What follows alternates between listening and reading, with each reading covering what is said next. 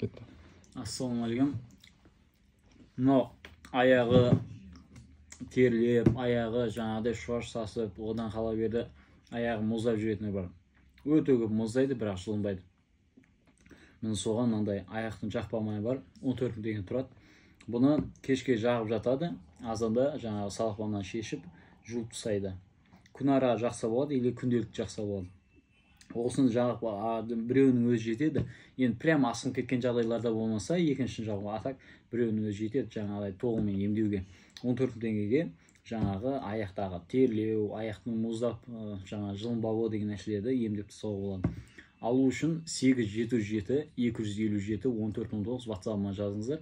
Сол жерден жаңағы тағымда түсіндіріп беремін. Бұл Шымкенттен или Алматыдан салып жібереміз. Алғаннан кейін жаңағы қолдану видеосын жібереміз. Болмаса YouTube-тан қалай Нұрқаділ десеңіздер, сол YouTube каналында қалай қолдану видеосы бар, сол жерінде көрсеңіздер болады. Ем болсын барлықтарыңызға.